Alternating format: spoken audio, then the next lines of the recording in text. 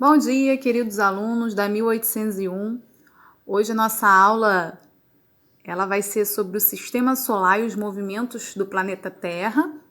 Essa aula está disponível lá no Educoped e foi adaptada por mim, professora Daniele. Bom, pessoal, sempre os seres humanos tiveram curiosidade sobre como os astros no céu, eles interferiam na nossa vida cotidiana. Então, os povos antigos, eles sempre observaram esses astros e relacionavam com medição de tempo, atividades agrícolas, entre outros. Porém, foi com o avanço da tecnologia que surgiu uma área específica para estudar os astros, a origem, estrutura, organização do universo, que fenômenos estão relacionados a eles. E essa área que estuda isso é chamada de astronomia.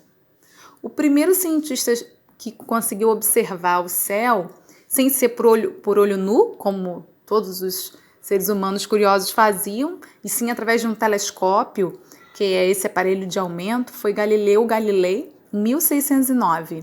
Então, ele foi o primeiro a observar o céu por um telescópio. E aí nasceu, então, a astronomia moderna.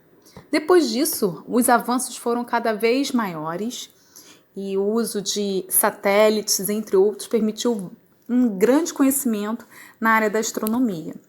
Hoje é possível observar todas as galáxias que existem no universo, os planetas, os astros.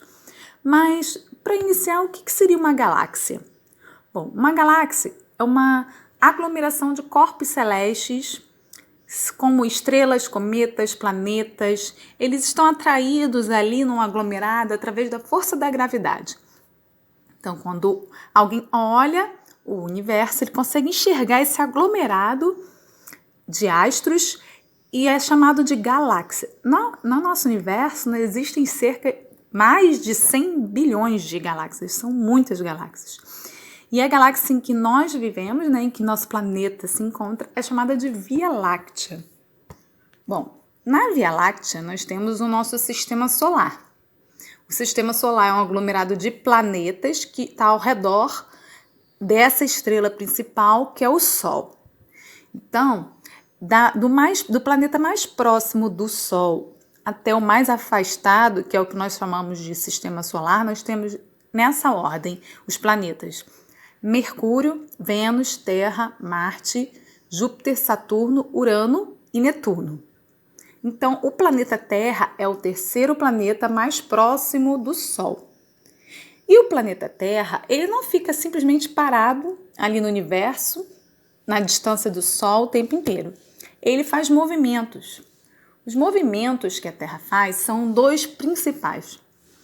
Tem primeiro o movimento de rotação, que é o movimento pelo qual a Terra gira em torno de si mesma. É o giro que ela faz em torno do seu próprio eixo. E esse movimento de rotação permite que ocorram os dias e a noite, porque a Terra está girando. Quando ela está do lado do Sol é dia, quando ela está do lado contrário, girou, se torna noite. E esse movimento de rotação ele leva aproximadamente 24 horas. Para ser mais preciso, são 23 horas, 56 minutos e 4 segundos. Mas a gente diz aproximado 24 horas. Então, o movimento de rotação possibilita a ocorrência dos dias e das noites. E leva aproximadamente 24 horas.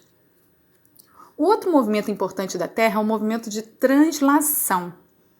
Esse é um movimento que a Terra faz em torno do Sol, de forma elíptica. Então, devido à inclinação da Terra e desse movimento ao redor do Sol, ocorrem as estações do ano. Então, as estações do ano ocorrem devido ao movimento de translação, ok? Além da Terra girar em torno do Sol, em torno de si mesma, a Terra também é influenciada por satélites. O principal satélite da Terra é a Lua.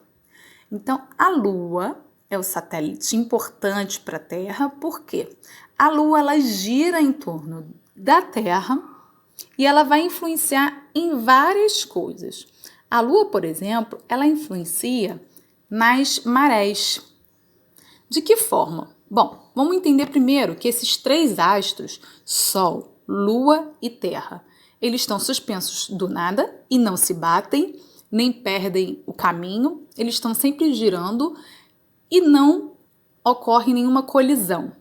Por que os astros celestes não caem, não batem um no outro? Bom, o cientista que descobriu isso foi Isaac Newton. Ele percebeu que existe uma força física chamada força da gravidade.